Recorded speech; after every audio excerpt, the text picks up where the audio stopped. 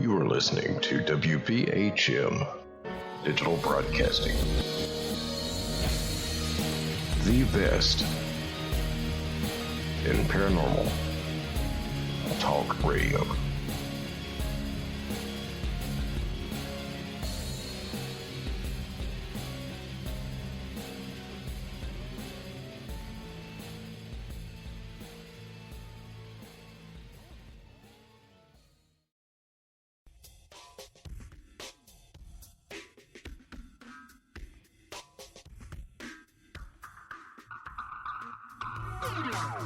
Hello, welcome to Paraversal Universe, where all paranormal perspectives apply.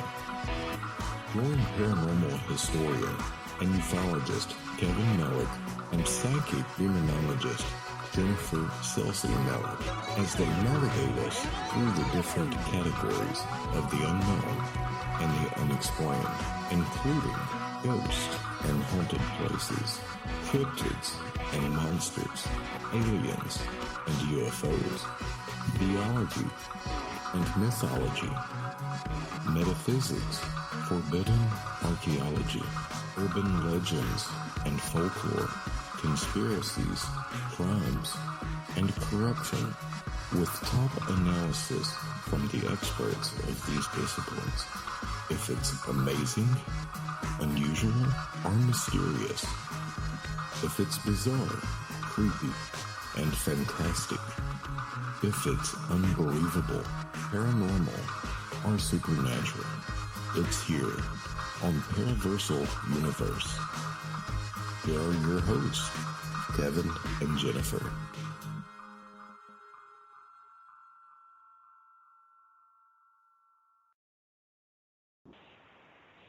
Hello everyone, whether it's morning, afternoon, or evening, wherever you are, welcome to Paraversal Universe, brought to you by the Northern Wisconsin Paranormal Society Limited at the Northwoods Paranormal Resource Center here in Rylander, Wisconsin. We're your hosts, Kevin and Jennifer Malik. Hey there, everybody. We're stoked to be with you today. We're always stoked to be with you. We are produced by the voice of Fate Magazine Radio, Kat Hobson, at WBHM Digital Broadcasting out of Birmingham, Alabama.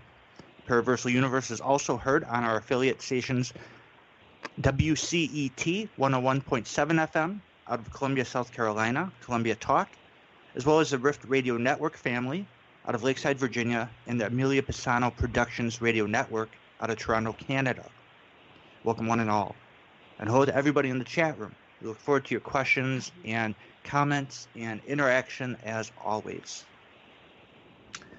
The archive for the show will be available as well. Show archives from over the years can be found in various places on the web, including our archives-like page on Facebook called Paraversal Universe Show Archives.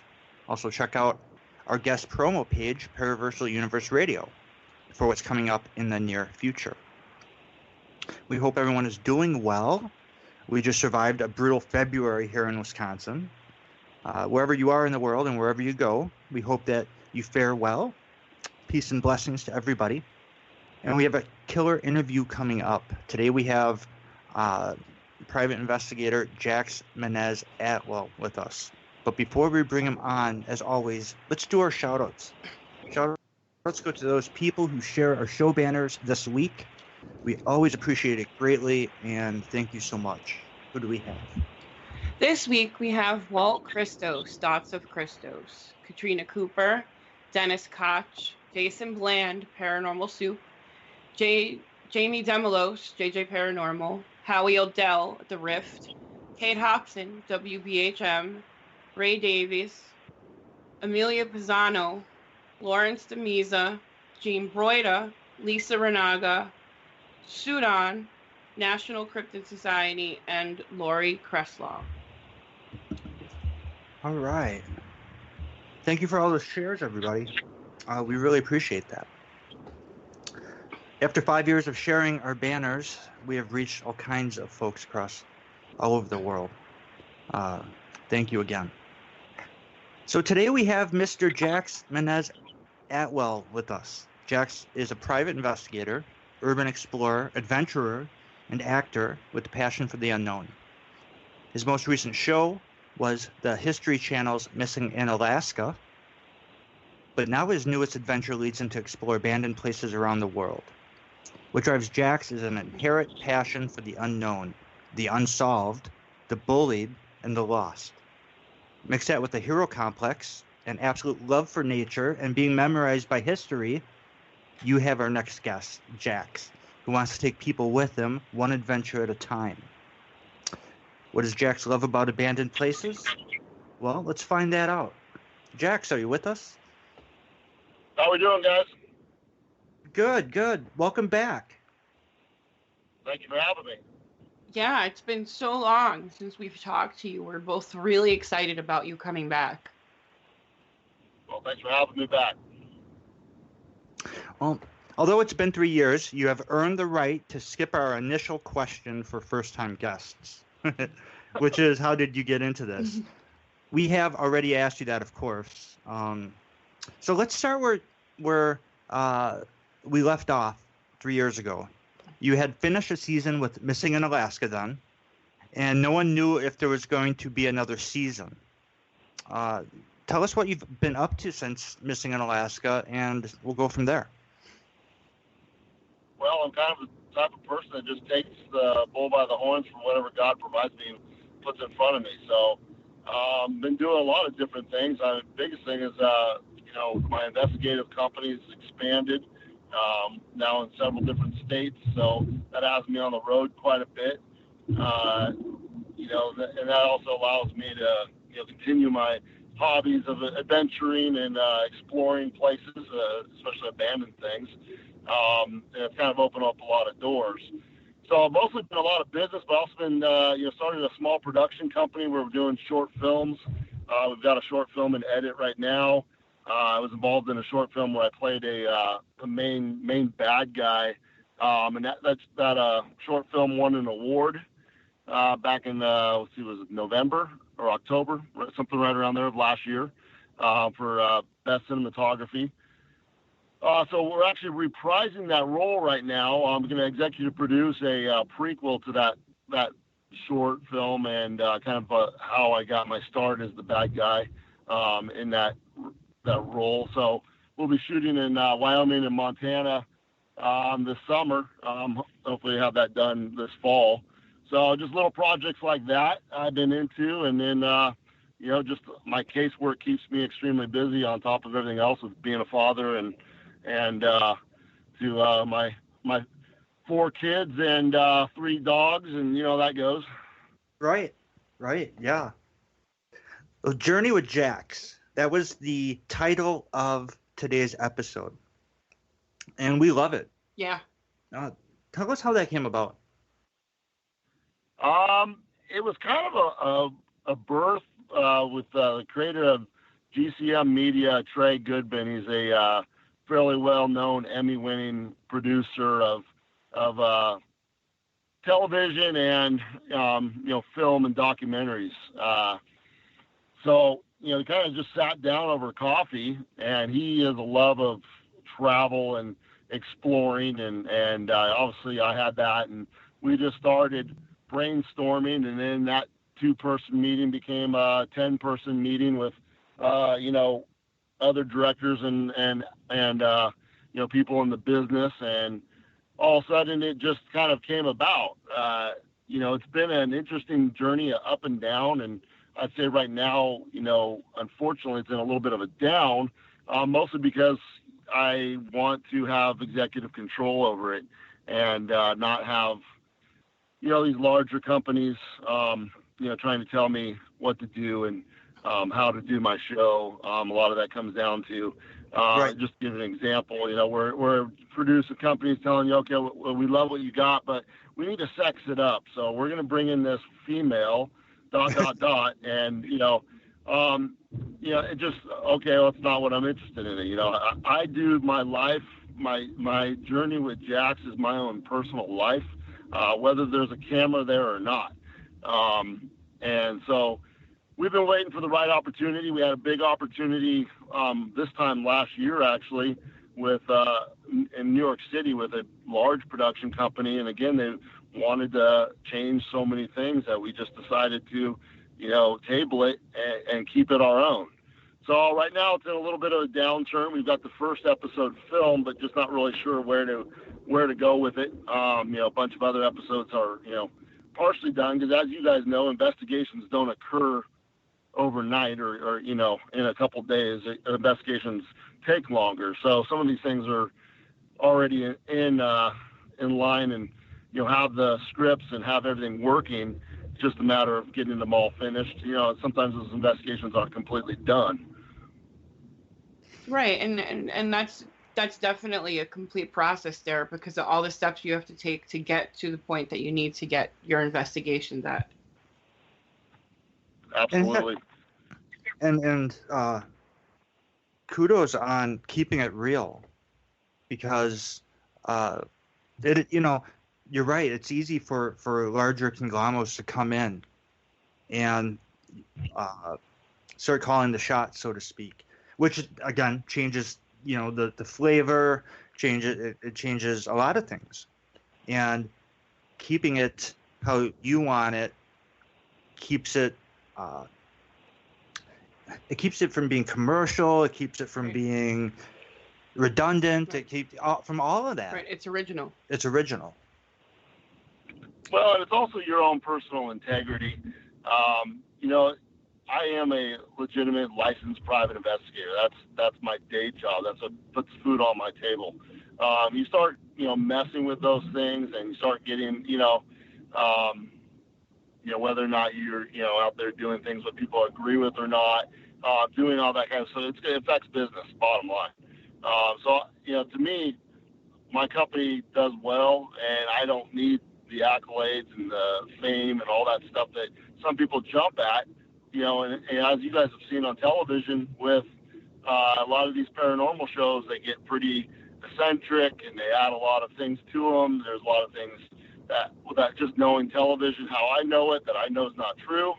And right. So a normal viewer's looking at this as, oh, this is true and this is fact, this is reality. And the reality is it's just cheap production. Bottom line is reality television's in place because we can thank the show Friends. Basically, producers got tired of paying actors $1 million an episode, and they thought, well, how can we captivate people and not have to pay people the way the actors are paid?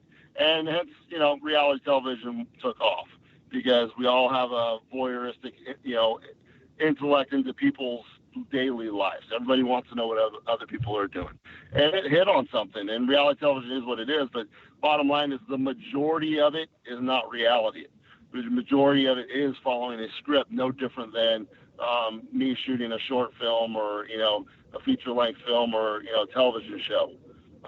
It follows a script. It has things of interest.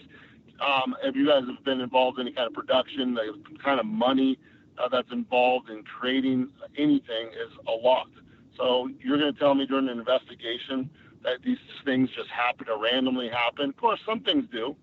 Some things happen by chance and accident. But for the most part, stuff's very, very fake. Sorry to burst any of your bubbles. No, you're not. And I just don't want that. Right. I prefer to have things that are me, authentically me, and if that gets no fans and no low love, then that's what it is. Just how I am. I live my life, and I want to, when I've had my time on Earth is over, people look back and it's all laid out and honest to people. The things I accomplished weren't, fake running with a noise and screaming when there's nothing there. And these things, silly things we see on ghost shows and stuff like that are just baloney. This ghost hunters, not to just single them out, but they did an episode in a place in Montana and I was appalled talking to the owners and the people there of what was created to make it for television. And it's unfortunate, because I think there's enough real reality in our own lives, to have to create it. But it's all about money. You got to get done with something in, 4 or 5 days and move on to the next episode, and move and keep pushing it out, pumping it out. And the quality's really hurt because of that.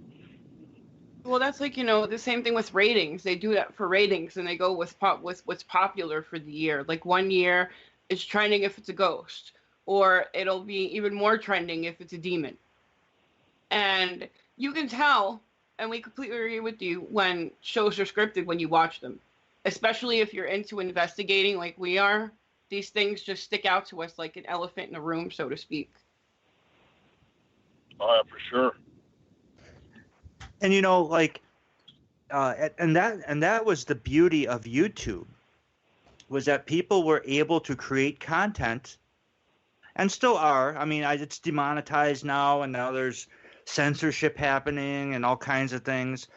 But having that platform for people to create, like you said, real life, everyday content. Not scripted, not the same old that we see with a different, same show, different people kind of thing, right? Yep. And like you said, once you learn the reality, we've interviewed so many people that have had negative experiences with television production that we are hesitant to even, I guess, go there, for a few reasons, and that's one of them. Is that, Oh, yeah. And the other thing, too, is being taken out of context or anything else, Right, but it's not just that, too. We've gotten contacted by clients that we've worked cases for that have watched these shows on TV and literally waited 1 to 2 years to call us because they weren't sure if what they were going to get from us was exactly like what they saw on TV. And it wasn't until each of these clients sat down, with us and met us face to face, and we explained everything. And the first thing we told them, what you're going to get from us is not what you see on TV. right? That's so true. Stay true to what you guys do. Is sticking to it. If it's meant to be, something will come up and they'll respect what you do, and it'll work. If not, you get to continue what you do. There's other ways to get things out there. Yeah, exactly. So we have a, we were looking at your website, and you list 4 reasons why you love the new work you're doing with the Journey with Jax, and I wanted to touch on each one and have you elaborate on it. Okay. Why don't we do one, and then we could take a commercial break, and then when we can come back, we can nail the other ones, and then discuss some other stuff then. But the first one was preserving history. Well, that one's pretty easy, and I think we're losing our history. It's happening right before our eyes, and I can take this down so many rabbit trails. Just look at politics. I mean, tearing down statues and rewriting history. We can go into that. But just looking at things such as buildings and, taking down the old, putting up the new, it rewrites things. If it's not there for people to digest it and see it, feel it, and do it, then it's gone. And I like to always refer to the phrase, if it doesn't exist on Google, it doesn't exist. And that's really sad because there's a ton of stuff in life, in this world that we have that hasn't been covered by Wikipedia or Google or any of these other, search things. And that's a shame. Or maybe it's something that gets a little paragraph, of a description, but never, can be seen or touched as it disappears. And you look at you guys on the East Coast, you've got so many awesome insane asylums and things that life that most people now can't even comprehend, let alone, be able to even think about it. So the history in itself is just disappearing before us. And if you don't get out there and have somebody create some sort of tangible, hey, I'm here, this is what I see, this is what I'm hearing, this is what I'm smelling. And obviously the platform is video, visual, but then it's saved and it's out there. and people can see it and they can look that up. YouTube and the Mail and these other, movie platform or film platforms are great to actually see what people are doing, other adventurers and explorers, because these things are disappearing. In Arizona and Montana, both, you've got mines and history of, wars with Native Americans and things that I'm a history buff that you might not even know, and it just disappears, because time goes. You move away a sign, you take away a building, and all of a sudden it's gone.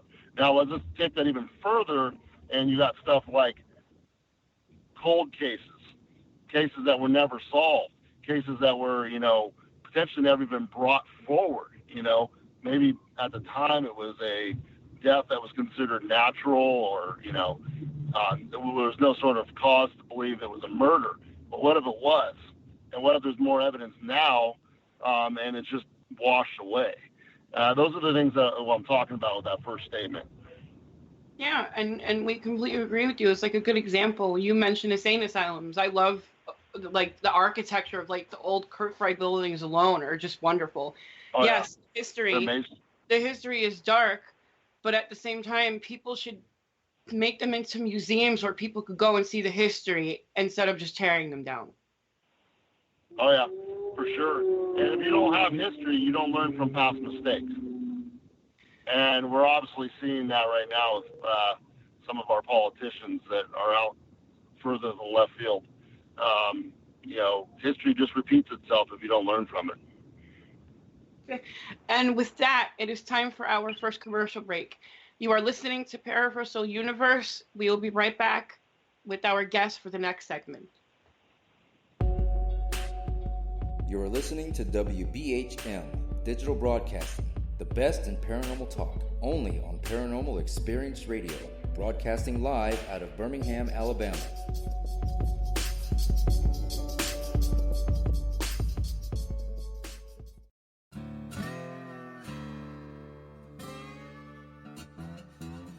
Oh, come on. I'm Southern, but... Nope. That'll do. Hello. I am Kat Hobson, host of Paranormal Experience here on WBHM Digital Broadcasting out of Birmingham, Alabama. I enjoy having guests from all areas of the paranormal, from ghosts to ufology to cryptids and beyond. You'll find some of the best researchers in their fields bringing you some great information. Join me on Wednesday nights from 8 to 10 p. Eastern here on WBHM Digital Broadcasting.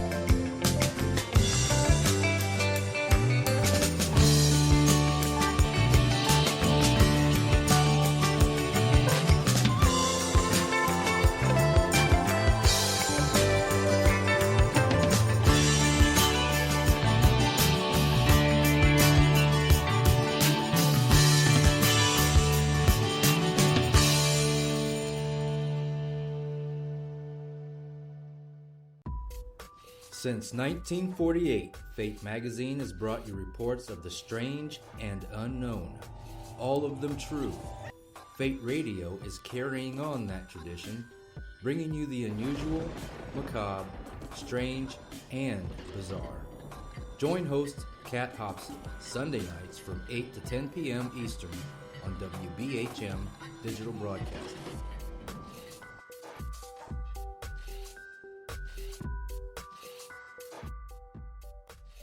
Thank you for listening to WBHM Digital Broadcasting out of Birmingham, Alabama. The time is 23 minutes after the hour. Welcome back from our first commercial break, everyone. This is Paraversal Universe on WBHM Digital Broadcasting, WCET-FM, the APPRN, and the Rift. We're your hosts, Kevin and Jennifer Malik, and we'd like to take a minute to thank everybody who makes Paraversal Universe possible, including graphic art director Lawrence D. Miza, music theme by Matt Stenz, announcer Frank Lee, producer and network owner Kat Hobson at WBHM. Shoutouts to our other affiliate network owners, Howie Odell at the Rift family, Michael Vera at Late Night in the Midlands and at WCET, and to Amelia Pisano at Amelia Pisano Productions Radio Network. Thank you all for carrying our content. You guys rock. And working together on our behalf and the behalf of our audience everywhere. We really appreciate that, and thank you. And of course, a huge thank you to God in heaven, whose strength beyond strength is stronger than all, for granting us this wonderful show and opportunity here to be with you all. Amen. Amen. An appreciation to all the various platforms we're on, including iTunes, Spreaker, iHeartRadio, Twitch, YouTube, Daily Motion, TalkStream Live, TuneIn, Blog Talk, Podbean, Google Play, Mixcloud, and Paranormal Radio Livestream app, which is streamed and restreamed from various other outlets all over the world via the internet. All right. This segment of Paraversal Universe is brought to you by UFO Wisconsin Research Team, Wisconsin's alternative to MUFON.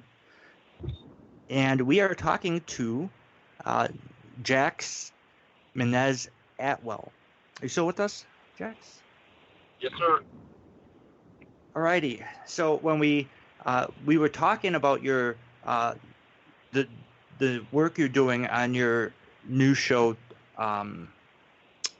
Journey with Jax, and before we went to break, we discussed one of the four things that you had mentioned that you really like about the show, and that was preserving history. The second one, which I thought was really interesting and true, is the trek to them. You talk about that?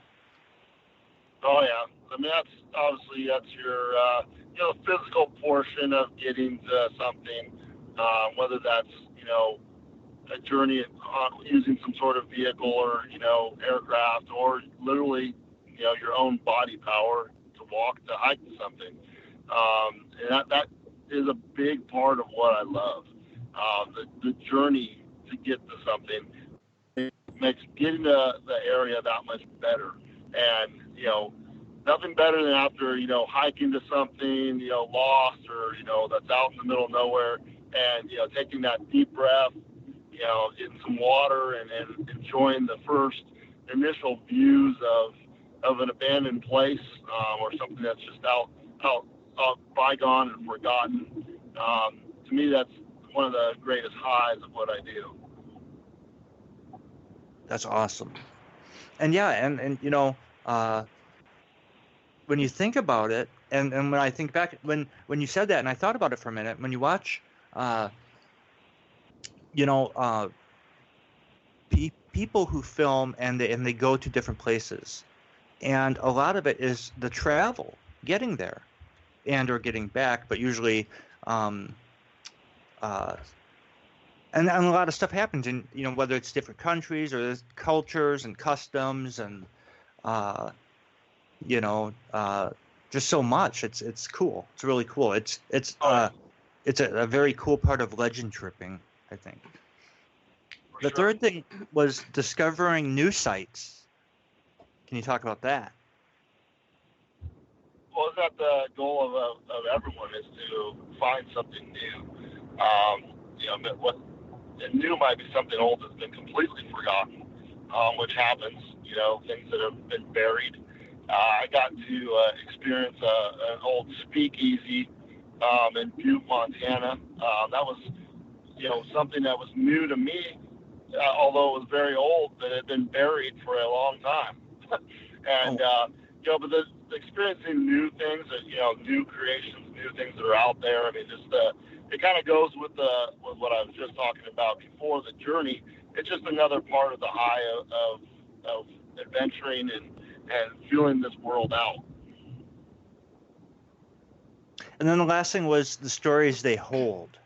And I think that ties into some of what you just said. Yeah, but this is a little different. What I'm referring to here is, almost kind of like the phrase of if the walls could talk. You hear old timers say that all the time. Right.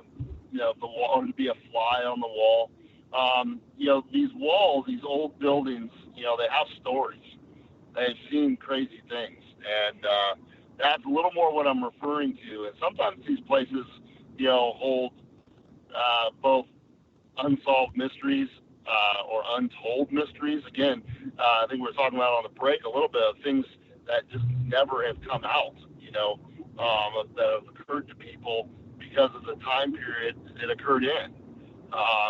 This day and age, we have a lot of abilities to, voice our opinions, to let people know when we're victims. Many times in history and in the past, and in different parts of the world, none of that could happen. And you could be a victim and no one cared, or no one would do anything about it.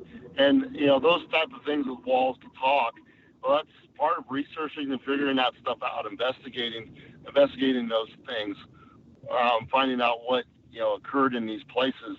And then once in a while, as an investigator, we come across a case, that you're trying to investigate and figure out and put the pieces back together from a bygone era, which is a lot of fun. Yeah, it is. That is for sure. And for example,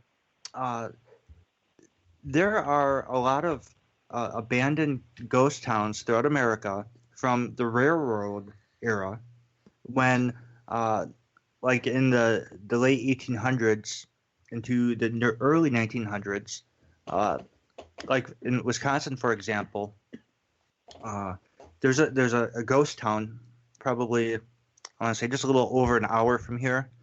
Nobody knows about it.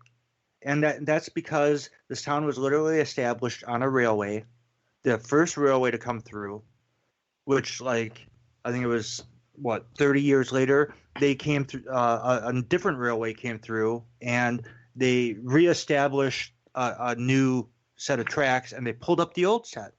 And that town literally ceased to exist overnight. And you can still go there, and the foundations are there, and the chimneys are there, and make sure you go with somebody, because even the holes from the outhouses are still there. You don't want to fall into one of them, right? But yeah, for sure. But and they're dotted all over, and you never hear about them, and people don't talk about the and for us they're treasures. Yeah. It's like the cemetery up here that we found, Wolfsgram. Yeah. That's completely abandoned, and it's in the woods. And unless what it is you it's in a little town. You go across the street to this Catholic cemetery. You literally have to walk for a little bit in the woods to get to it. If you didn't know where to go, you would have no idea that cemetery was even there, and it's completely abandoned. 75 years. Yeah. Abandoned is awesome. That's all I can say. Yeah, it is. And on sites like that. You know what? Go ahead. Sorry, go ahead. No, go ahead. Well, we're having kind of a modern abandonment going on. I don't know if you guys have paid attention to this, as our economy shifts to a different type of consumer, and we're seeing the death of malls and strip malls and large companies such as department stores. And so you get these monstrous buildings that are lying empty, and kind of creating their own abandoned modern era. And it's literally happening before our eyes. Yeah, that reminds me of like the cataphiles or different cultures that actually evolve around. Yeah, because we subscribe on YouTube to a couple of channels that do urban exploration, and some of the stuff they find is amazing. Like we watched this one couple that do it, and they went into a literal abandoned hospital, and this hospital still had its electricity on and left every single piece of equipment that it had. So when they left this hospital, they never even took any of that equipment. And you know that all that equipment is just like more than a pretty penny. It was at that time, for sure. At that time, right, for yeah. sure. But yeah, the things that some people leave behind also. And you think like some of these beautiful buildings and you think, there were men who probably spent years at some of these locations working every day, doing their craft, doing their trade, working on an amazing, beautiful building that, for whatever reason, all of a sudden nobody wants to use anymore. And it goes, and, it's just to think that, like you said, if the walls could talk, some of this they would have. And, it's interesting you bring up talking walls. The last Paralogian report we did, we had one of the stories we covered was they're actually building smart walls now, where they put these like little tiny bits into the paint that can transmit, and they're attempting to turn a wall into like an equivalent of a touch screen, for example. Wow. Yeah. So, and when they asked the guy, one of the engineers on this project, he said, well, talking, if the walls could talk, we thought it'd be a great idea. So we're setting out to do just that. Now, on one hand, it sounds really cool, right? On the other hand, it's really invasive, depending on who's in charge of the power of that or the control of that. So it's kind of, on one hand, it's cool, but on the other hand, it's very dangerous, I think. Well, you got to be careful because you don't know, who or what you can encounter on Explorers and what you may find that you don't necessarily want to find. Ooh. And that's it. Have you ever come across anything like that, Jax? Anything that sticks out in your mind? I come across so many things, but you always have the abuse of power, which is always, whenever you have that, people have power, they're always going to abuse it. That happens all the time. In fact, that's usually why things end up getting abandoned. In Butte, Montana, you had all the, it was a booming, one of the largest cities of America, which you would never know by looking at it now, but it all went up in flames as people abused their power and literally would start fires for the insurance. And so you run into those kind of things all the time. Yeah. So, let's see, what time do we got? Oh, we still have a few minutes before our next break. So, of the places that you've been since, well, let me ask you this, because you go to a lot of cool places. What's your favorite place or the place that I guess really stuck with you? Oh, that's a hard one. It's hard when you have, I've been allowed to go to places that are quite varied. And I'm a kind of person that I embrace change and just love doing new things and seeing new things. I mean, obviously, Arizona and Montana and Alaska are my three states that I hold a lot of, love in. I'd probably say Montana is my favorite place to be in. If I could be there year round. It's hard to say because I just love doing so many different things. I mean, I've, been in old abandoned prisons in Ohio and in insane asylums and all these different places. And it's like each one is so unique and you come away from it with such a unique experience, if you're open up to it and that you love. I mean, obviously, my place that I love being is the mountains, and that doesn't always necessarily afford, abandoned places, but the mountains to me just have so much majesty to them. And so places like Alaska and Montana obviously have my heart because there's so many mountains.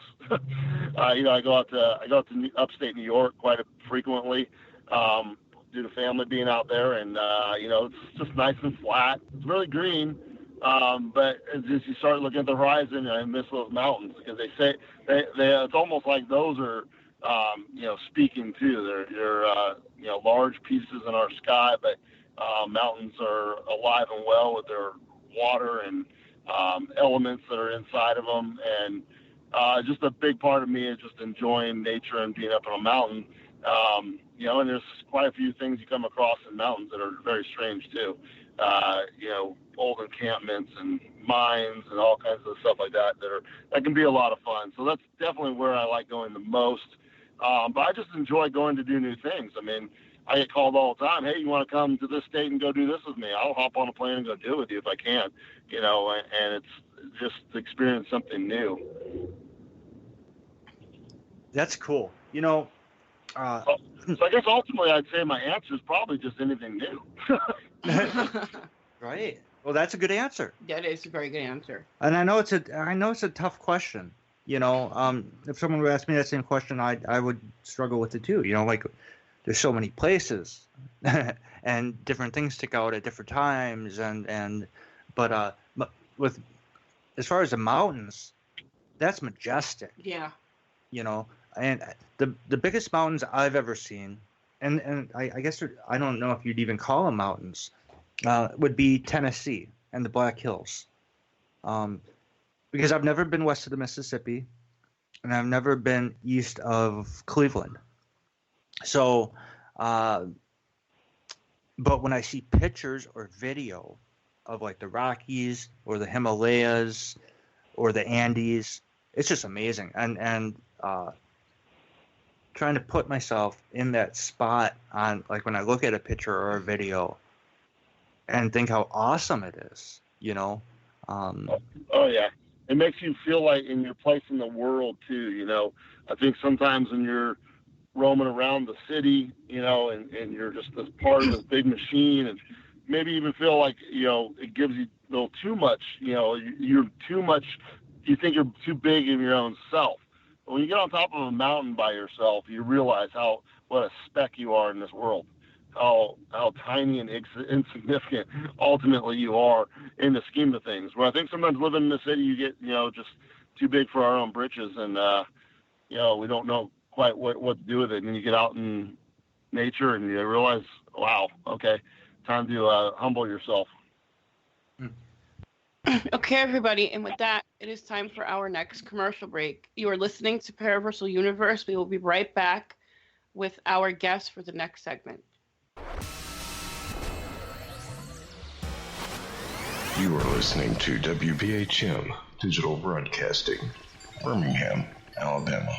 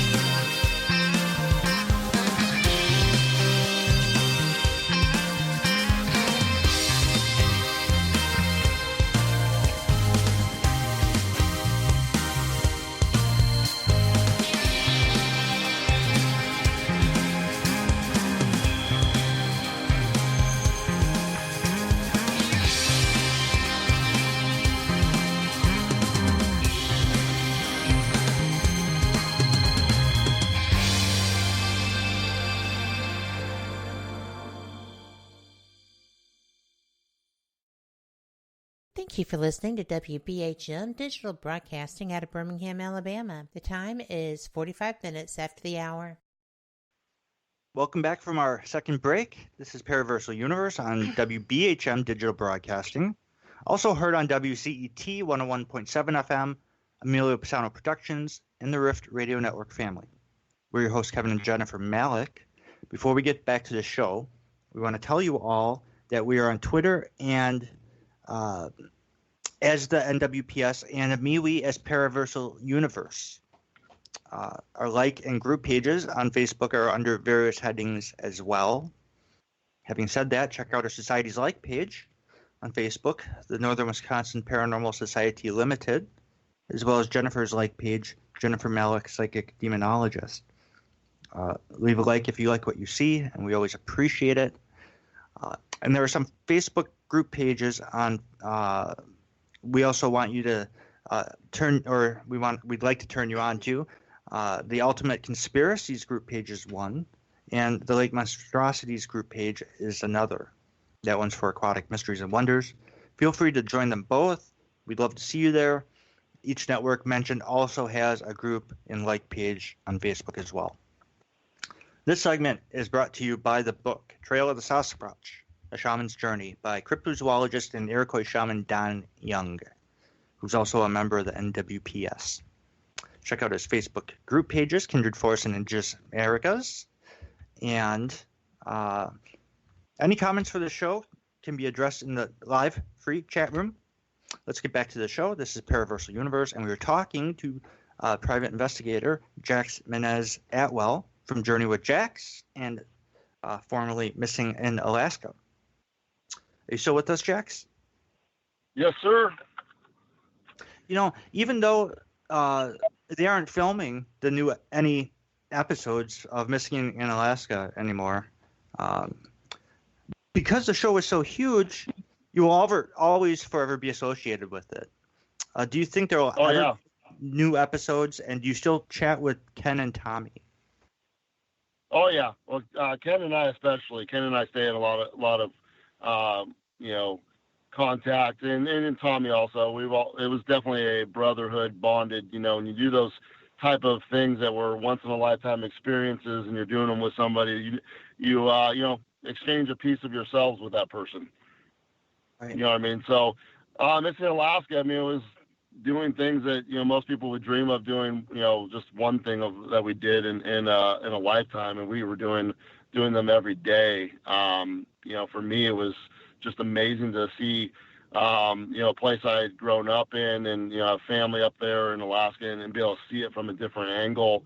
With the money to support how we'd all love to see it, by helicopter and by plane and by with the right equipment and with guides and all that good stuff. It was just an amazing experience. Anything put on by the History Channel, obviously, is pretty huge. Pretty proud of it. We did 13 episodes, which was, in the scheme of reality television, is almost 2 seasons. So, it was a hard journey. There was a lot of rough days and long, extreme days, but I wouldn't have traded it for anything. That's awesome. We still like watching that every so often. Yeah. You guys with that show opened the public's eyes to so much stuff that they didn't know was going on, that it was amazing. We still watch the episodes. Yeah. I think some of our episodes might have, triggered why we're not on. Yeah, we can think of a few in particular. If there's any shame in that, I don't know. To me, I'm a confrontational person. I don't think I would have, hindsight, I don't think I would have changed anything just because it's gonna, hurt somebody's feelings or, bring up science or something like that the government doesn't want us to know about or things like that. I don't know. I think it's our diligence as investigators that open the public's eyes, and if you don't do it, if it's not you, then it doesn't get done. Yeah, that's part of the reason we like doing this show is being able to get out there and turn people on to new things and let them know what's going on in the world, and the best way we can do that is by having you know, different folk on, you know, people like you and others who, you know, do that. So For sure. We have just a couple minutes left with you. We know that you need to leave at the top of the hour. I want to make sure that we get your information out there, as far as if people want to contact you. And we were for the last few minutes, we were when we were on break, you had mentioned that you know, with all the cases that come in and flood your desk, that you get a lot of paranormal stuff too, and you do believe that the paranormal can happen. And at least I think you do. It sounds like you do, anyways. Can you talk about that for a little bit?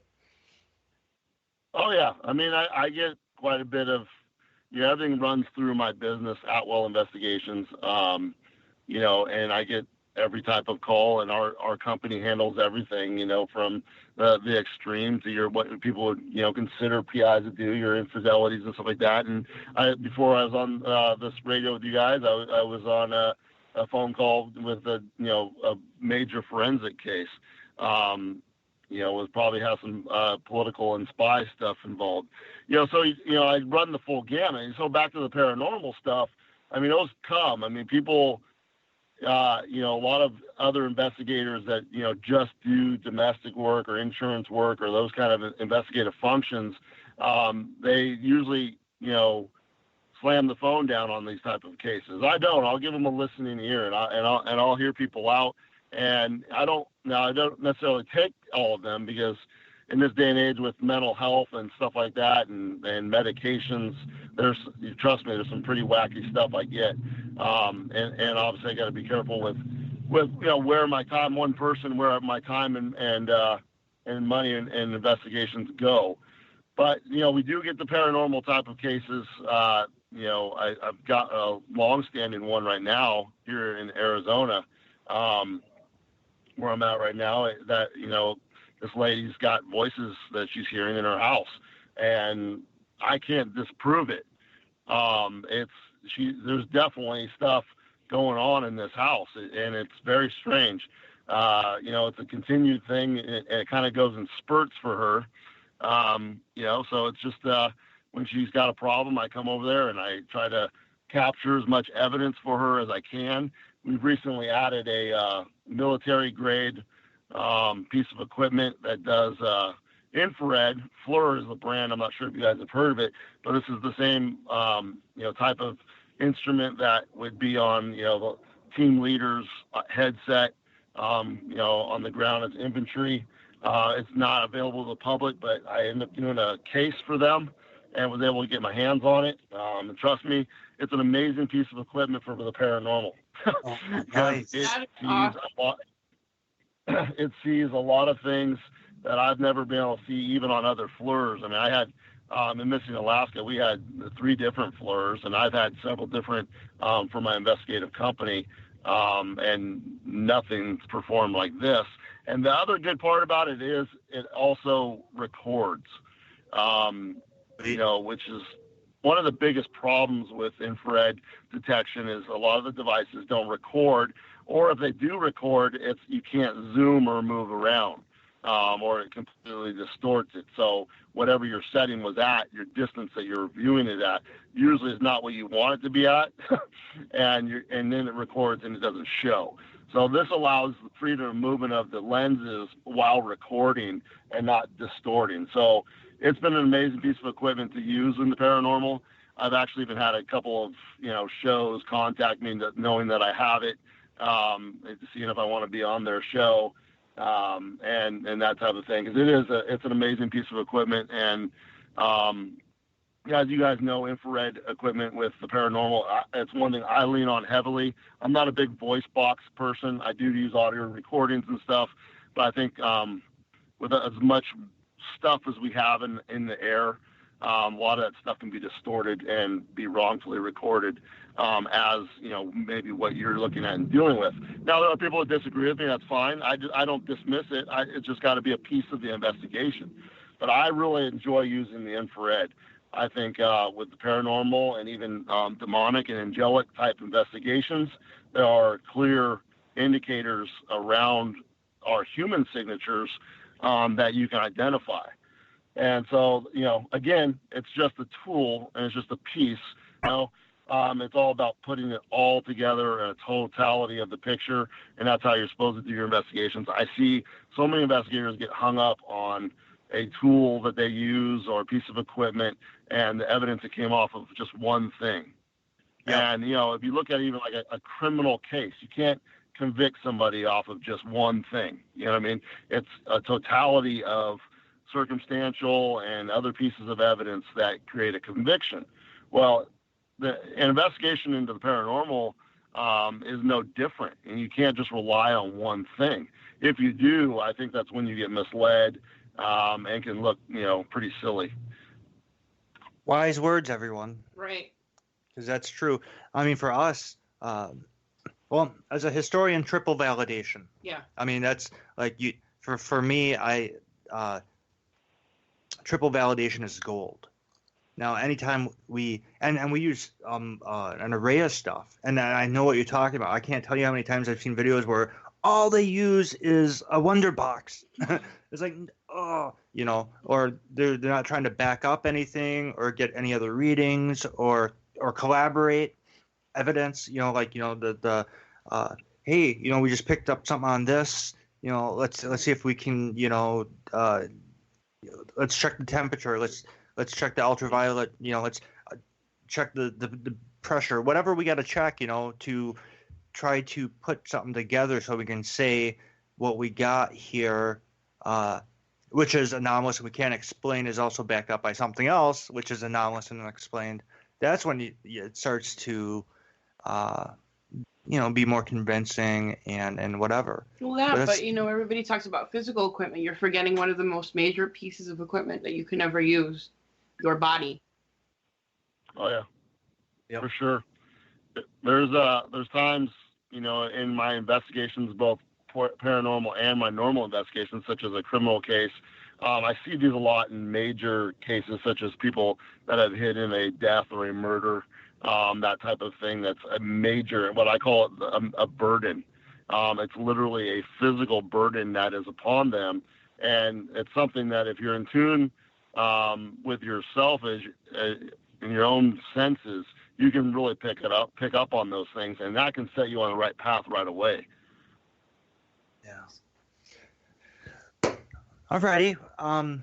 Thank you so much, Jack, for taking time out of your day and catching up with us, and we wish you all the luck and success in the world with Journey with Jax and all that.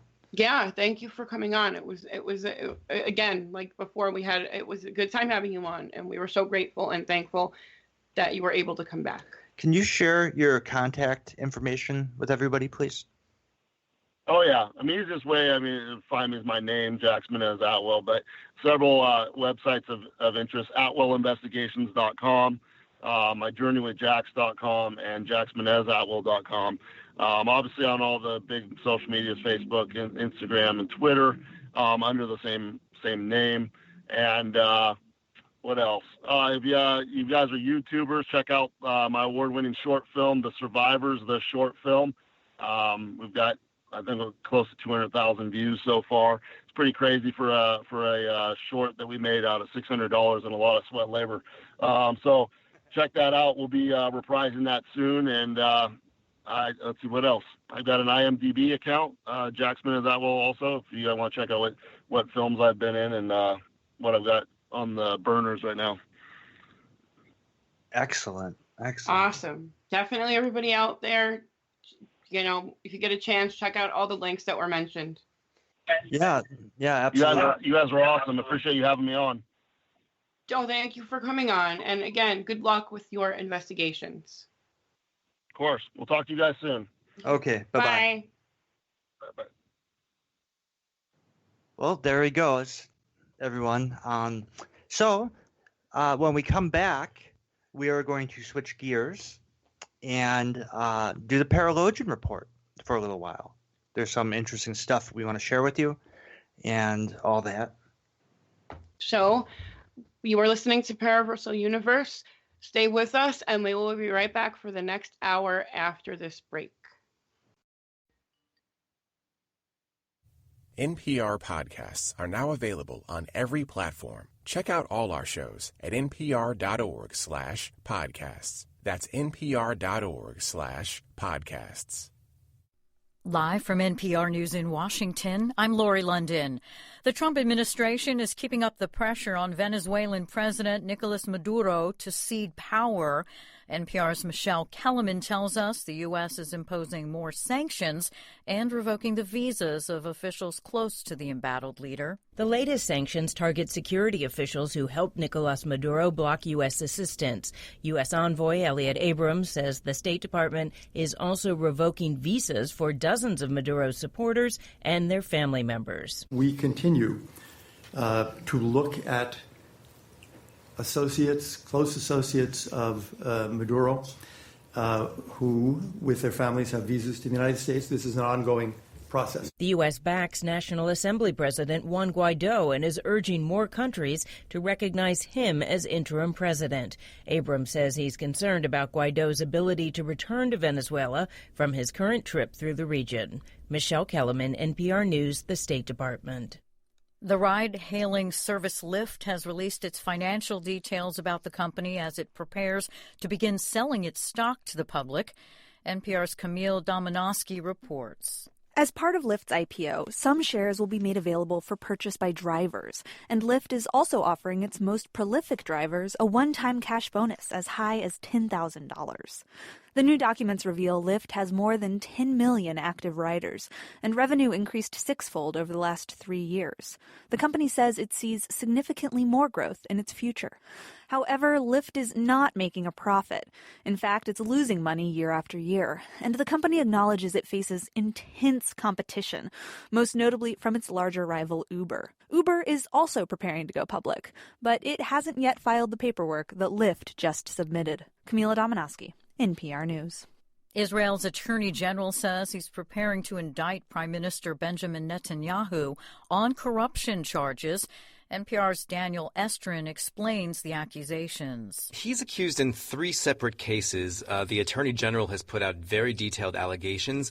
They boil down to Netanyahu's dealings with businessmen and his alleged efforts to control press coverage. The most serious allegation is that Netanyahu used his authority to approve regulations and business deals that allegedly netted close to $500 million for a businessman. And in exchange, Netanyahu got to dictate positive coverage about himself in the businessman's news website. Netanyahu has furiously denied the charges, blaming leftists and the Israeli Justice Department for concocting a false plot. On Wall Street, stocks rose to end the week on a high note. The Dow gained 111 points. This is NPR News.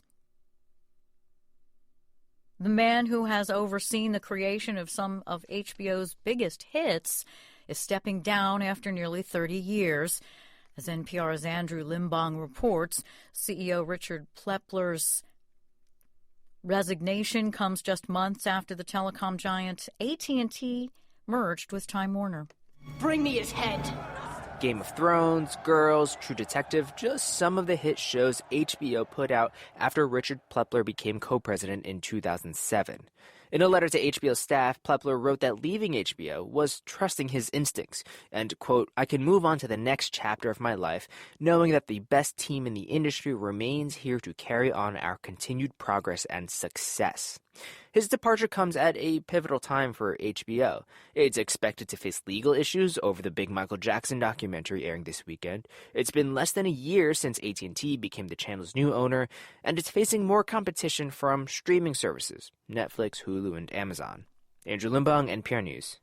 Southwest Airlines is suing its mechanics union, alleging some workers are pulling planes out of service for minor mechanical issues simply to gain leverage in contract talks. The filing in federal district court in Dallas claims an illegal work slowdown is grounding planes and disrupting flights. More than 6 years of fruitless contract negotiations have created bitter feelings on both sides. I'm Lori London, NPR News in Washington. Welcome back to WBHM Digital Broadcasting out of Birmingham, Alabama. The time is 5 minutes after the hour. Hello, everyone. Welcome back. This is Paraversal Universe on WBHM Digital Broadcasting out of Birmingham, Alabama. Also heard on the Rift Radio Network out of Lakeside, Virginia, WCET-FM and affiliates out of Columbia, South Carolina, and on Amelia Pisano Productions Radio Network out of Toronto, Canada. We're your hosts, Kevin and Jennifer Malik, coming to you from the still frozen tundra of northern Wisconsin, here at the Northwoods Paranormal Resource Center in Rylander.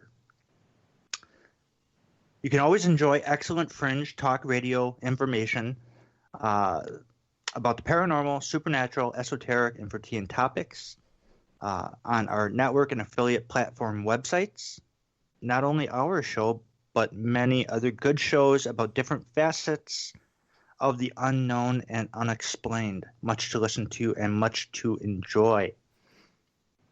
In this hour, we will switch gears and go to the Paralogian Report format with correspondents that are joining us now. Psychologist and ufologist Jean Breida and Paralogian and radio personality Kat Hobson. How are you ladies doing? Doing great. Well. And this segment is brought to you by the Supernatural Magazine, where our articles can be read, and by the Daily Conspiracy and Lightworker 111, correct? Where Jean Breida's articles can be read. All right, back to Paraversal Universe and the Paralogian Report, which, as I said, covers news and history and analysis about topics from the fringe recesses of the world, be it paranormal, supernatural, esoteric, or esoteric. And so Jean can start us off. She's brought an article to the table. How are you, Jean? How's it going? Well, as I said before, I'm fine as frog's hair and so happy to be amongst us again. And a big shout out to our listeners who are awesome. Yes. My article today is one I actually wrote and was published recently on thedailyconspiracy.com. In fact, today It appeared. It's today's headliner. Being odd is the new mental illness is the title. And here we go. This is somewhat alarming, so fasten your seatbelts. Did you know that the main professional organization of psychiatrists has declared that arrogance, narcissism, above average creativity, cynicism, and antisocial behavior are all now newly declared by them mental diseases?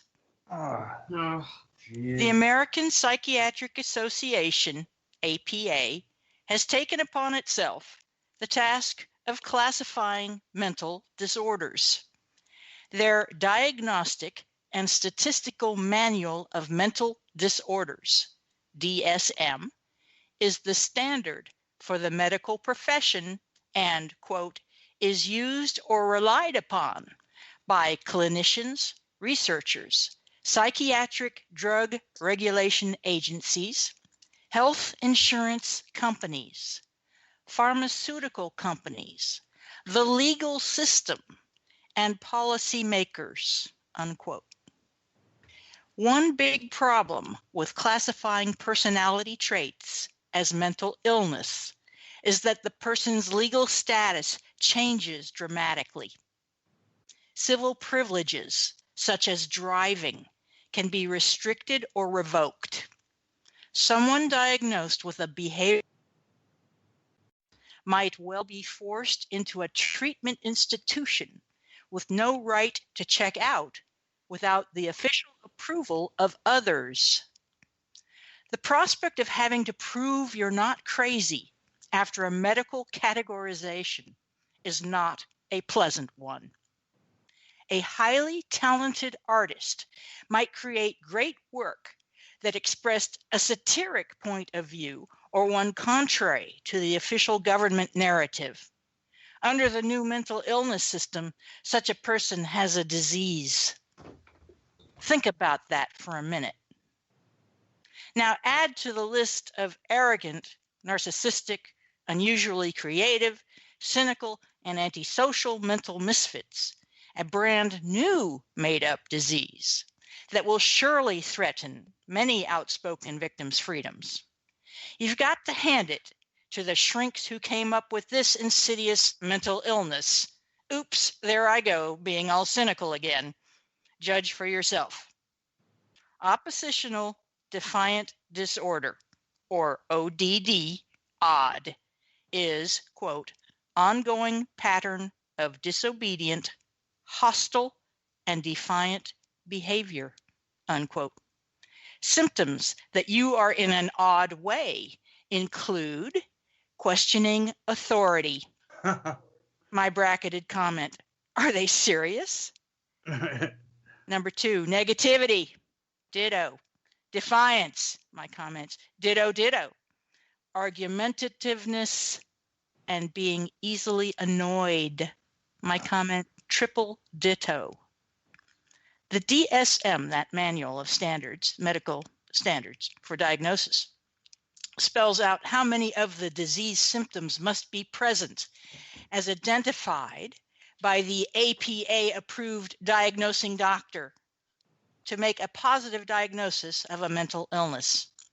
The APA must be counting on the fact that many people have never heard of DSM-4, Roman numeral 4, where ODD made its first official appearance. It doesn't take that much smarts to figure out that the psychiatric elite are changing the game through legal means to allow the arbitrary diagnosis of anyone who mouths off or dissents. It doesn't take any smarts at all to know that extremely creative people are not mentally ill. What gives these medical professionals the right to say they are right and the rest of us are wrong? Medical doctors are in the business of diagnosing, treating, and curing diseases. Having created a whole new billing category for ODD cases, these physicians, sworn to the Hippocratic Oath, offer treatment. Is that surprising? Does Big Pharma have a hand in this new medical business? Of course they do. Quote, when the last edition of the DSM-4 was published, identifying the symptoms of various illness in children, there was a jump in the medication for children. Some states even have laws that allow protective agencies to forcibly medicate and even make it a punishable crime to withhold a prescribed medication.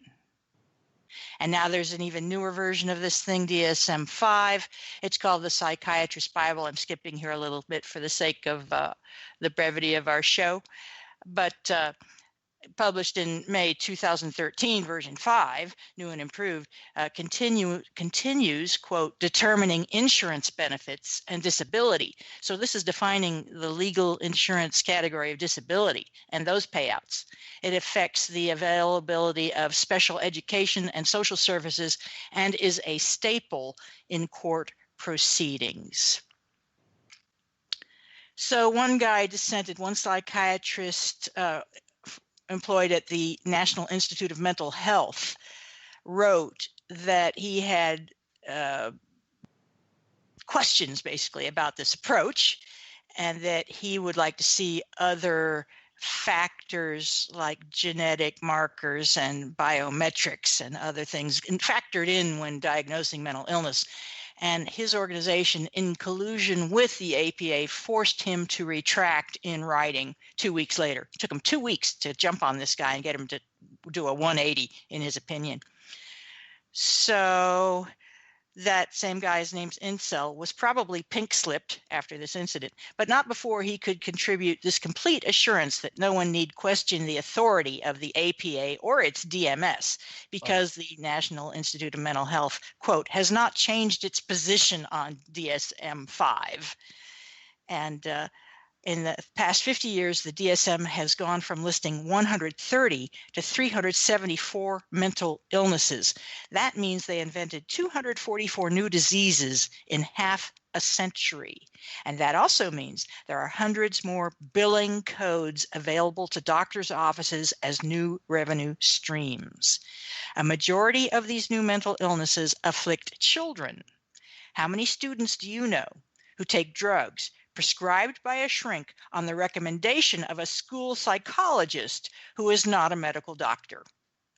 A survey of the top 50 psychiatry earners for 2009-2010 revealed that they were paid by the top 7 pharmaceutical companies.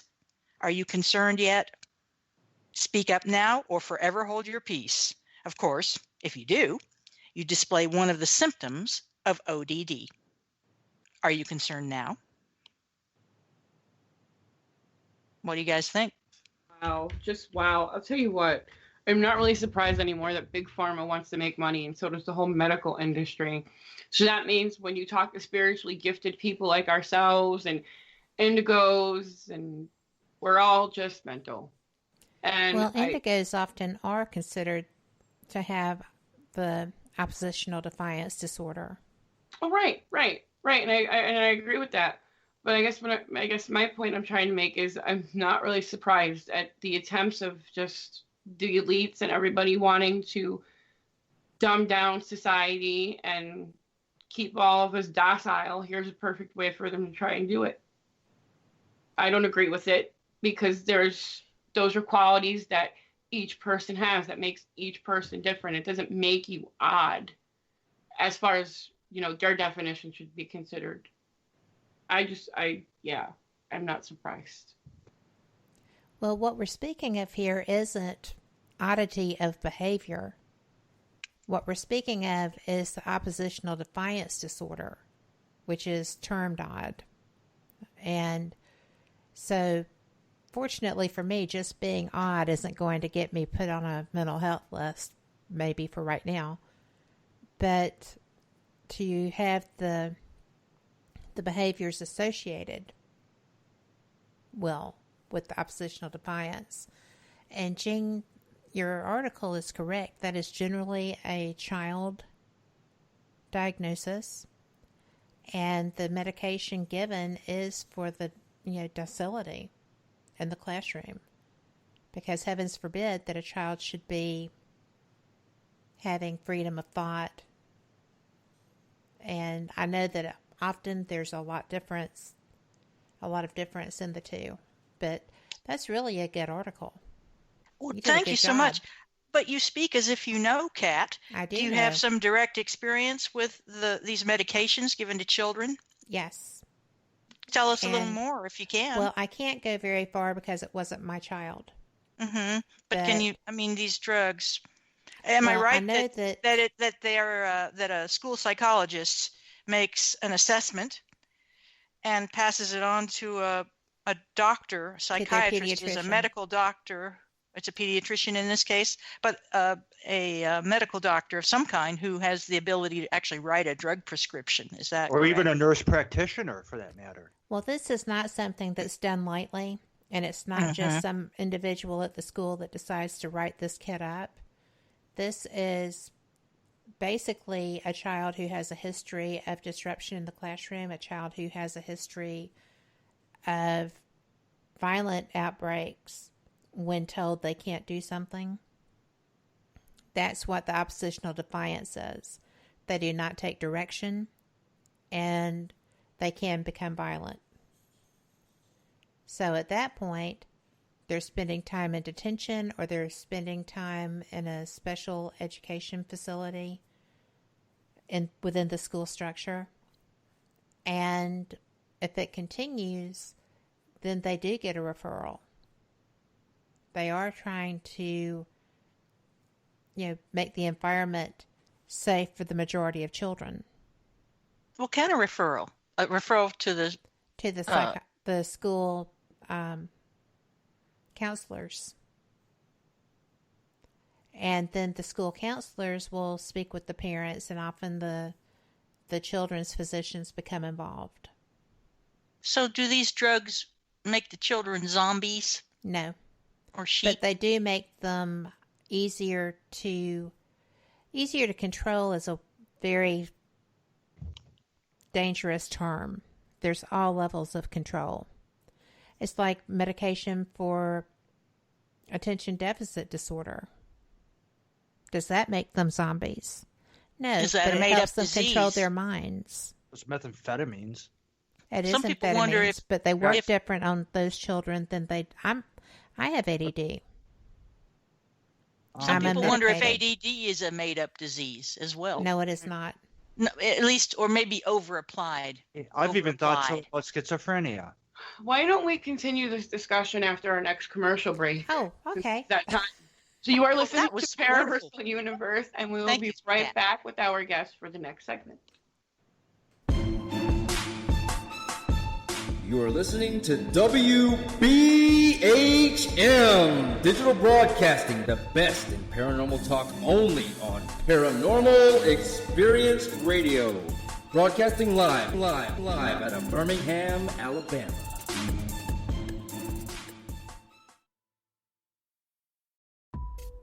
Since 1948, Fate magazine has brought you reports of the strange and unknown, all of them true. Fate Radio is carrying on that tradition, bringing you the unusual, macabre, strange, and bizarre. Join host Kat Hobson Sunday nights from 8 to 10 p.m. Eastern on WBHM Digital Broadcasting.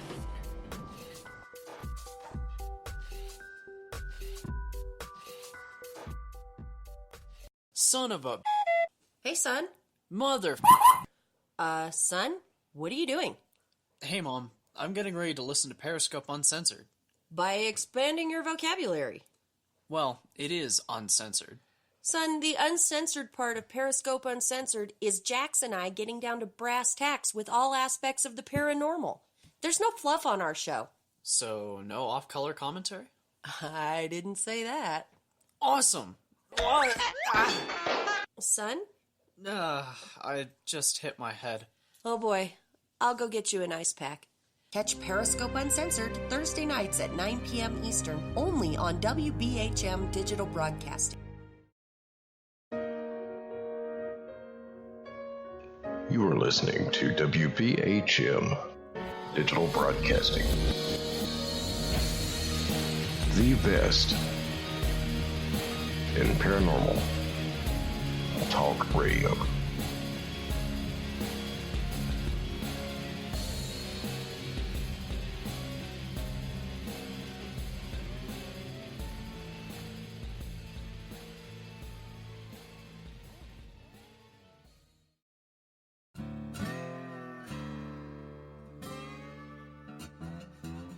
Oh, come on. I'm Southern, but... Nope. That'll do. Hello. I am Kat Hobson, host of Paranormal Experience here on WBHM Digital Broadcasting out of Birmingham, Alabama. I enjoy having guests from all areas of the paranormal, from ghosts to ufology to cryptids and beyond. You'll find some of the best researchers in their fields bringing you some great information. Join me on Wednesday nights from 8 to 10 p. Eastern here on WBHM Digital Broadcasting. Thank you for listening to WBHM Digital Broadcasting out of Birmingham, Alabama. The time is 23 minutes after the hour. Hello, everyone. Welcome back from our commercial break. This is Paraversal Universe, produced by WBHM Digital Broadcasting. Also heard on WCET-FM, the Rift Radio Network, and Amelia Pisano Productions. We're your hosts, Kevin and Jennifer Malik. And this hour, we are in the Paralogian Report mode, following our interview with Jax Atwell. We are joined by fellow correspondents, psychologist, ufologist, and astrologist Jean Broida, and paralogian, producer, and paranormal investigator Kat Hobson. Let's take a quick moment to mention our AM/FM affiliates on terrestrial radio, including WCET 101.7 FM, Columbia, South Carolina, Columbia Talk, High Point Radio 100.5 FM and 1620 AM out of New Jersey, which broadcasts in New Jersey, New York, Pennsylvania, and West Virginia. Hello to all of you people. Thank you so much for tuning in. Glad you were with us. This segment is brought to you by the Parasociology like page on Facebook. Parasociology is a study of how paranormal manifestations and experiences can affect a family, a group, or a collective. Parasociology also examines how spirituality is practiced in different cultures. So go check that out if you get a chance, and leave a like for future content. All right, back to the show. This is this is Paraversal Universe. Enter the Paralogian Report, an audio news magazine about fringe topics around the world.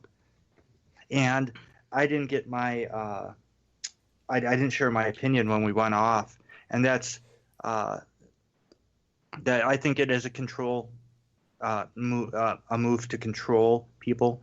For example, you have states that are legalizing medicinal marijuana, but they're passing laws that say, for example, if you have any medical or mental disorders, I should say, then you, of course, don't get that privilege or that right. And when you look at the DSM-5 or 4 or 3 or any of them, I mean, to me, I believe that it's just like the article and Gene said, they've invented so many that it's to the point now where character traits are becoming diseases. Yes. Character traits. Right. That's wrong. Right. And, you know, I was looking at my mom's comment in the commercial. She said, you know, they wanted to give me, Kevin, drugs in grade school. Well, thank you. Can you fix that? Thank you. There we go. And it says it turned out that he was a lot smarter than the rest of the class. Thank you, Mom. He was simply bored. He would not, my parents would not allow me to take those drugs. My dad's a pharmacist and said many of those kids didn't need the drugs they were prescribed. And yeah, you know, we know the government experiments on people with drugs. It's documented. You know, Big Pharma is in bed with the government. It's 1 + 1.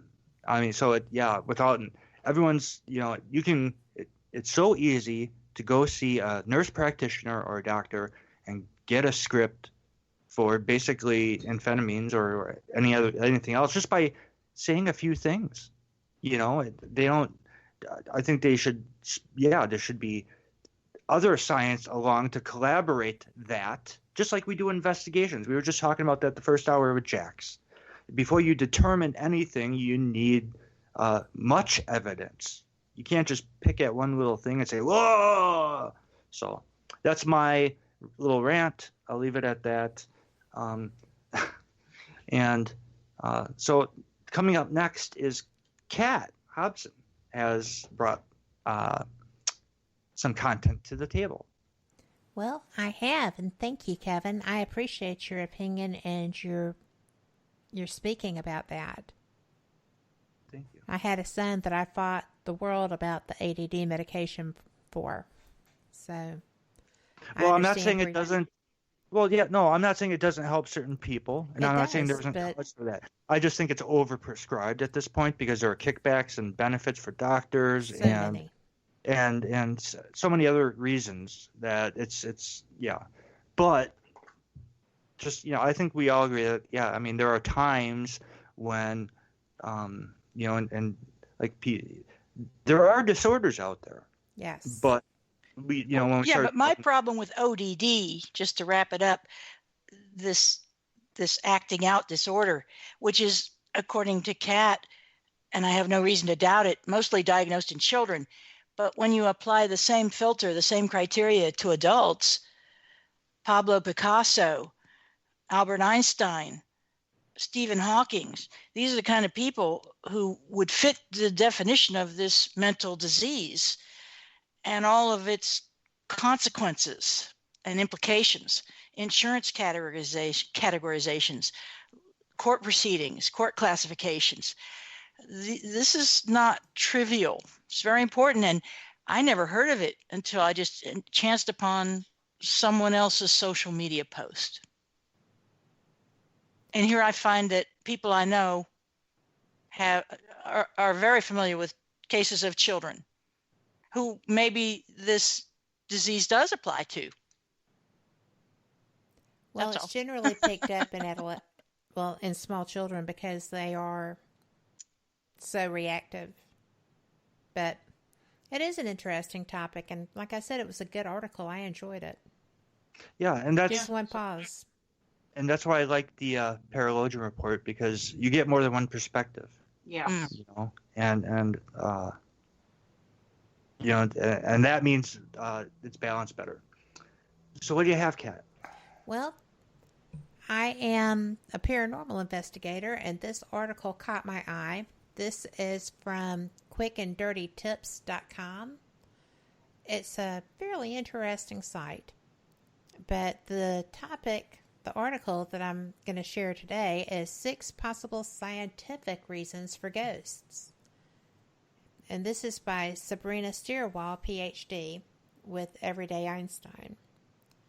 So, many people believe in ghosts, but could there be scientific explanations for some of our paranormal experiences? If you believe in ghosts, you're far from alone. Around 45% of Americans believe in ghosts, and as many as 18% will go so far as to say they've had contact with a ghost. I will also admit to speaking myself out on occasion when my dog has refused to stop barking at what appears to be an empty corner of the house. But what makes us feel like we are in the presence of a supernatural spirit? Are there possible scientific explanations for that tingling sensation you get in the back of your neck? Or the sudden feeling of uneasiness with an origin you can't quite place? Let's investigate 6 possible explanations for that paranormal feeling that are rooted in science rather than the supernatural. And the 6 possible scientific reasons for ghosts would be low-frequency sound, mold, carbon monoxide, the power of suggestion, drafts, and that we simply enjoy being afraid. And in a little more detail, 1. Low-frequency sound. Just as the human eye can only see light at a range of frequencies, for example, we can't see radio waves, the human ear can only hear sounds in a range of frequencies. Above 20,000 hertz, sounds are too high-pitched for our ears to parse them, like the echolocation calls of most bats that fall in this ultrasonic range. Similarly, human ears have trouble hearing low-frequency sounds below minus 20 hertz, known as infrasound, but such sounds do not go totally unnoticed. In a 2003 study, 22% of concert goers who were exposed to sounds at 17 hertz reported feeling uneasy or sorrowful, getting chills or nervous feelings of revulsion and fear. So what are some of the more ordinary origins of such low-frequency sounds? Weather events like earthquakes and volcanic activity or lightning, and communication between animals, including elephants, whales, and hippos, all can produce infrasound. And if you don't live by any volcanoes or hippos, but still think your house may be haunted, humans also create low-frequency sound via diesel engines, wind turbines, or some loudspeakers or chemical explosions. For number 2, mold. Breathing in toxic mold can be bad for your respiratory system, but it can also be bad for your brain. Exposure to mold is known to cause neurologic symptoms like delirium, dementia, or irrational fears. So, is it a coincidence that the houses we suspect are haunted also tend to be in disrepair and so quite possibly full of toxic mold? Scientists have worked to draw a firm link between the presence of mold and reported ghost sightings, but so far the evidence is mostly anecdotal. Number 3, carbon monoxide. Just as breathing in mold could lead us to see, hear, and feel things that aren't really there, so too can breathing in too much carbon monoxide. We have carbon monoxide detectors in our homes to make sure we're not breathing in this odorless, colorless gas that slowly poisons us while going undetected by our senses. But before a carbon monoxide gas leak poisons us, it can cause auditory hallucinations, a feeling of pressure on your chest, and an unexplained feeling of dread. An often told ghost story from the 1920s is about the H family, who moved into a new house only to hear footsteps, see apparitions, and feel malicious paranormal presences. Turned out to be the result of carbon monoxide poisoning from a broken furnace. The power of suggestion. Studies suggest that we are more likely to believe in a paranormal experience if someone else who was there can back up our belief. So while we might be able to convince ourselves that we were somehow mistaken about what we saw or heard, we tend to put more stock into someone else's eyewitness account if it also backs our suspicions. So our belief in ghosts can be catching. Similarly, I would like to extend an apology to anyone I ever played a game of Ouija with as a kid. The toy game board used to contact spirits always proved too tempting to resist, so the one moving it was always me and not a paranormal spirit, even though I was just as excited as everyone else. I know someone else who did that, just as an aside. Wasn't me.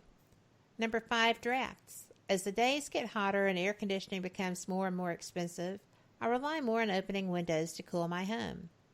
Opening windows on opposite ends of a room can create a nice breeze, but it can also create cold spots as the airflow outside changes, causing cooler air to enter a warmer room. Drafts can also sneak in through chimneys and cause doors to slam or doorknobs to rattle. So before you schedule a seance, try closing a few windows. Number 6, we enjoy being afraid. Neurologists have found that our brains release dopamine, a chemical associated with pleasure, when we're afraid. Exactly how much dopamine and how many receptors we have for receiving it can influence whether you are a person that enjoys being frightened or someone who would rather avoid scary movies or rides altogether.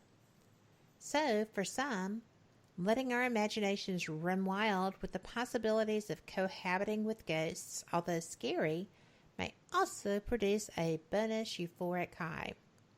Of course, believing in ghosts also allows us to believe in the existence after life, which ultimately can be comforting. That is, if you can get past the feeling that someone is standing just behind you as you read this. Until next time, she says goodbye. And as a paranormal investigator, I found this simplistic and still interesting, especially like the drafts part, because I am aware that fireplaces can draft. It's their job to do that. But what do y'all think? Jean, I know that you're not a paranormal investigator, but Kevin and Jennifer, y'all are. And Jean, a lot of this stuff is your I was thinking, process. my first thought was that this is so parallel to UFO research. In other words, I was just going to say, what you read was a paranormal debunking article, basically a debunking article, and it's not. And yes, even with UFOs, as with UFOs, many cases reported are successfully debunked. That is, that which was reported as unidentified becomes identified. And I think this is what that writer was doing with ghosts. Am I right there? Take it away, Kevin and Jen. Well, yeah. I mean, every time we investigate a case, you gotta. The idea is to rule everything else out before you even go to that paranormal. Before you look into the paranormal. Exactly. Because otherwise, exactly. I mean, there are so many things that can cause. Or are similar to, what we call paranormal. Now, does that mean? And yeah, I like, for instance, I believe that carbon monoxide. To me, that was one of the out of the 6 you mentioned, some held more credence to me than others. With carbon monoxide, it would be a short window, and you'd have to get just the right amount that would affect you in ways that wouldn't kill you, or dumb you down to the point of passing out and dying. But yeah, the idea in general that different gases can affect people, different mold spores can even affect people, in ways which may cause us to hallucinate or whatever. Of course, we look at other things like repetition and right. You can get, like, here's another example: creaky floors. It could be depending on the weather. If you're investigating a home and it's the kind of weather that we're experiencing up here, wood swells.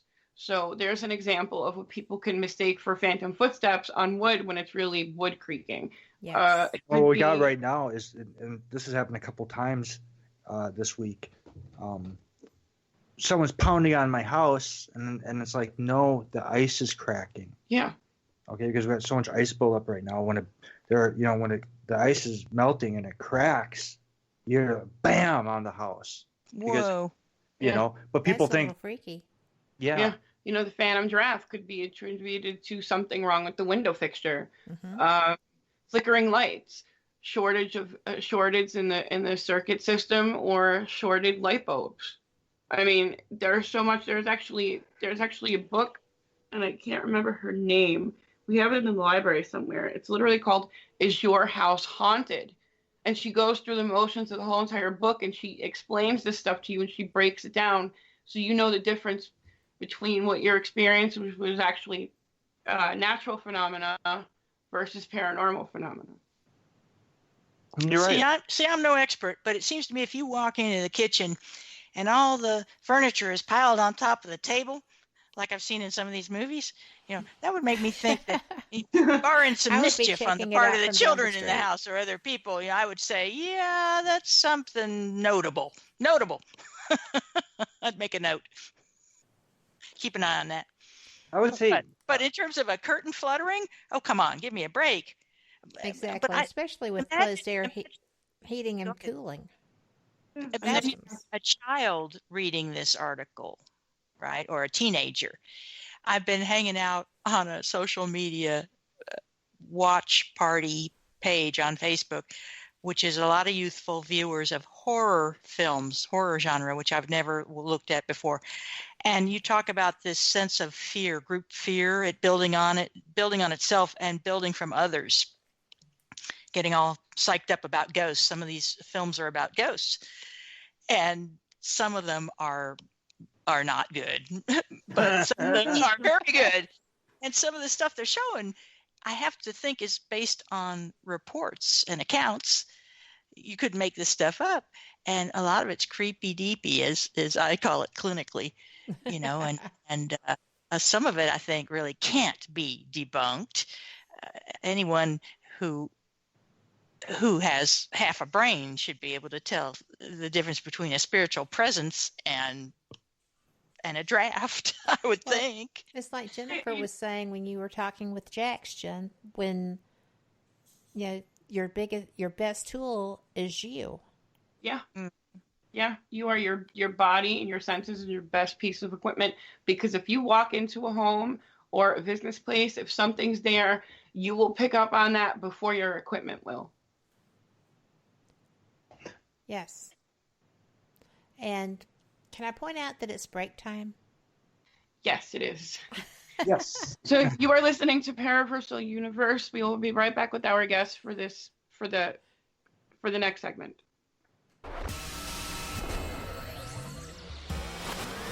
You are listening to WBHM Digital Broadcasting, Birmingham, Alabama.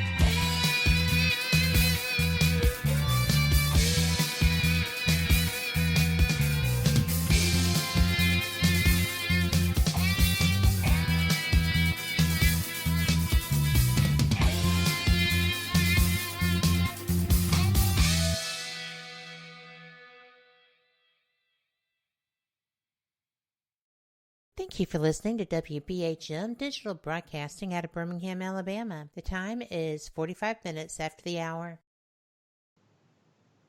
Hello, everybody. Welcome back to Paraversal Universe. Excuse me.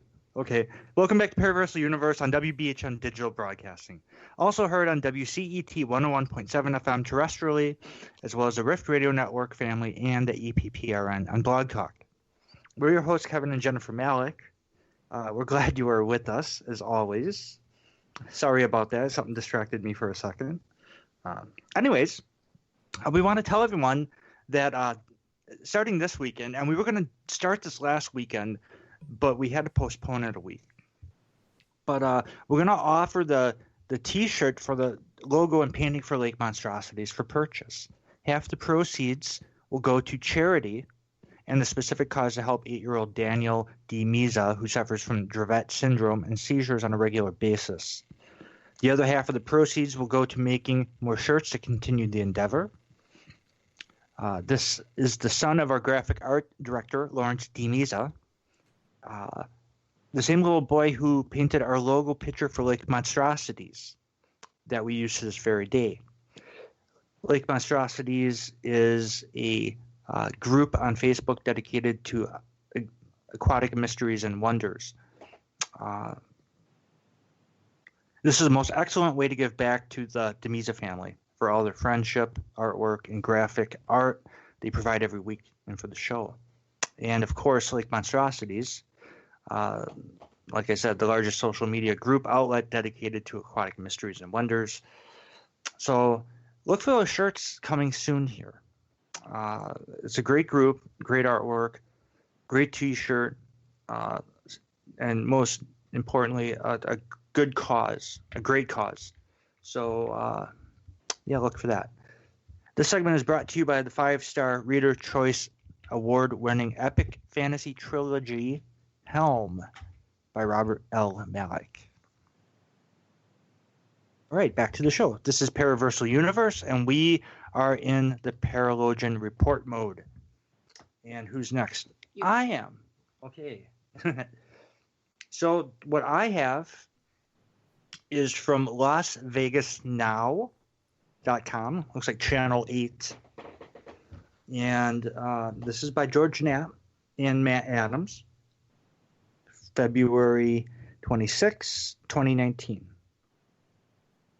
Las Vegas. I'm looking for the title here. Okay. I-Team, Nevada's Triangle, Unexplained Disappearances. 11 years ago, this month's hikers found identification belonging to Steve Fawcett, who is a famous aviator, and adventurer that had vanished a year earlier. The vast search for Fawcett focused attention on what is now called the Nevada Triangle. It's not. It's an area not nearly as infamous as the Bermuda Triangle, but has seen actually far more disappearances. In 2007, famed aviator Steve Fawcett flew out of a landing strip in northern Nevada and vanished. For months, searchers combed the rugged mountains looking for Fawcett. What they found were 8 other plane wrecks that no one knew about. By one estimate, 2,000 planes have vanished in the last 60 years in what the pilots call the Nevada Triangle, the vast area between Las Vegas, Reno, and Fresno.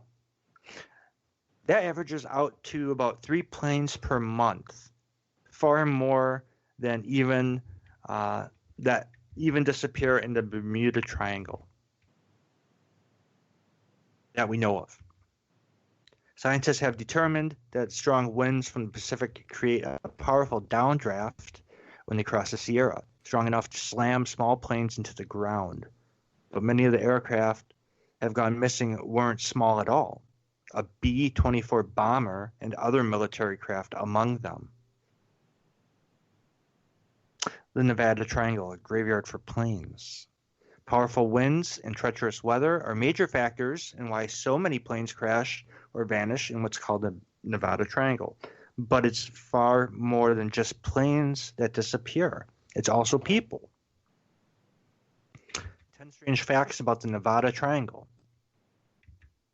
Then I pulled out a map of Nevada and California and almost fell out of my seat because the larger cluster zone we've established is that of the Nevada Triangle. And there's 2 other cluster zones also that in that triangle were the words of David Paulides, investigator and author of Missing 411 books.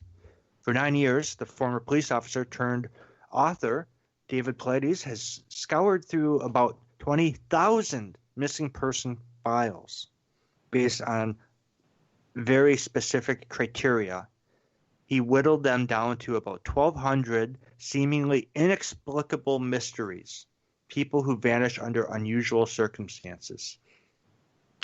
In a series of books, Missing 411, Paulides has identified dozens of clusters, many of them national parks or forests, where the number of missing is way out of the ordinary. 3 of those clusters exist within the Nevada Triangle, including, at the top of the list, Yosemite National Park. There's no concrete one item that can say is causing that. And that's because of no tracks, no scent trail, no witnesses. We've had people say it's got to be UFOs, it's got to be reptilians, Bigfoot, dogmen, it's got to be this, it's got to be that. In reality, I don't think you can say it's just one thing, Paulides said.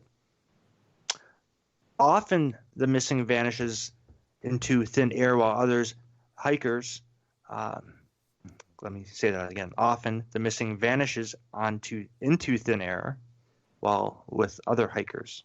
That's better. Dogs are unable to pick up any scent. There are no tracks. Small children who vanish are found a day later many miles away, over mountain ranges. Human abductions and animal tracks are ruled out. For years, Paulides requested lists from the National Park Service, but was told they don't keep any such list. More recently, Yosemite officials have opened up. It might be 10 years later, you find a shoe, a piece of clothing, said Scott Griedman, Yosemite National Park Ranger. Paulides has also investigated cases closer to home, including the 1966 disappearance of 6-year-old Larry Jeffrey of the Henderson, who vanished with his family on Mount Charleston in 1977, case of a missing woman near Topona. While some have tried to link the mystery to Area 51 military base, but that facility is far to the east of the Triangle's boundaries. While speaking to a national conference of search and rescue experts, Paulides was addressed by a pair of state troopers. They said, "Dave, you're talking about things that nobody in this room wants to talk about. Everybody knows what's going on. Everybody here faces it, but nobody wants to talk about it." So that's the article. I think the first thing that comes to mind when I hear about something like this, one of many factors certainly seems, and we've talked about this, I can't even count on 2 hands how many times, portals. It's a possibility. There's a possibility that people could actually be walking into portals and not realizing it. You have the whole Bigfoot theory. You have dogmen. You have serial killers. You have so many avenues that you can go down. Yeah, and I think and it's mind-boggling, but it makes you wonder, and that is an interesting article. That is a great article.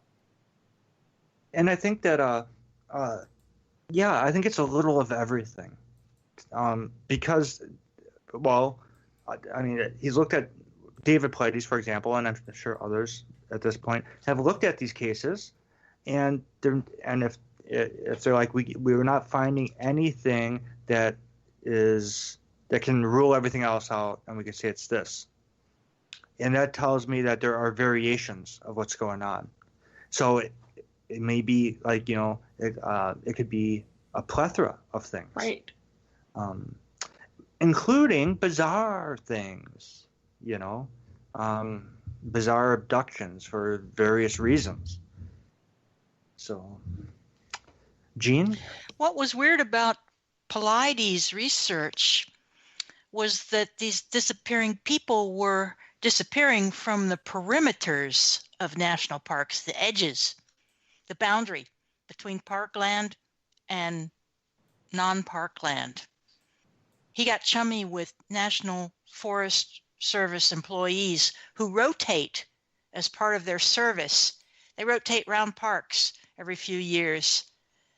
And they reported similar phenomenon basically everywhere they went. And that it got, not only did it get no media attention, the Park Service is trying to sweep it under the rug, because who will want to visit a national park if there's some chance you'll up and disappear? And there were freaky cases where the parents were hiking around a ridgetop path in basically a grassy meadow with one tree or shrub in the middle blocking the view of their campsite. It was basically a truck with the tailgate down and an awning, and kids, 2 or 3 kids playing on the bed of this truck on a mattress, having a great time, laughing. You could hear them. They were just being kids, just being themselves. The parents lose sight of the truck behind this one piece of vegetation, and when they come out the other side, one of these kids is gone. And they found his traces.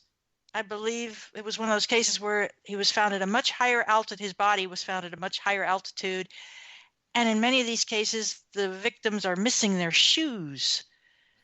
They're partially undressed. There was a creepy case where two searchers were sweeping the woods looking for a young man who knew the woods, was a hunter, had gone missing, just didn't come back. And there was a grid search. 2 working as a pair came upon a very large fallen tree. One of them decided to go around it. The other went over the top. And it was as tall as him, probably, that big of a tree. It was substantially big to be formidable. So he got on top, and he got there first. And he looked down, and he was looking down on a pair of pants, blue jeans, that looked like a person had removed them by just unbuckling and dropping trowel. And they were inside the boots, but there were no socks. And the shirt was nearby in a bush or something, as I recall. But what was really gruesome was that the remains of this guy, or at least shredded bones, fiber-sized bone fragments were analyzed at the scene, and they littered the ground. Like something had chewed this guy, which doesn't discount what Jen said about a portal. If you came across a very potent energy field and you weren't expecting it, it couldn't. I mean, who knows what it could do? Not saying it couldn't. So we are at the very tail end of the show. I'm going to read through this quick. Thank you, Gene and Kat, for coming on in such short notice and hanging with us. Yes, thank you. Such a pleasure. That was a great article. Always fun. I'm sorry, we don't have more time. We'd like to thank everyone for tuning in to Paraversal Universe. We'd like to thank our guest, Jax Menez-Atwell, for a fantastic interview during the first hour, and Kat Hobson and Jean Breida for their correspondence during the second half. Next Friday will be a full episode of the Paralogian Report, so check that out. We will be back here next week with more of this. And feel free to support any of the networks mentioned here tonight, as well as the Northern Wisconsin Paranormal Society Limited 501c3 nonprofit organization, by donating. It's folks like you who ensure these excellent organizations will be here tomorrow. To the believer, the evidence is overwhelming. And to the skeptic, there will never be enough. Thank you. Good night. God bless you. Everyone have a wonderful weekend, and we will see you here next week. Good night, everyone.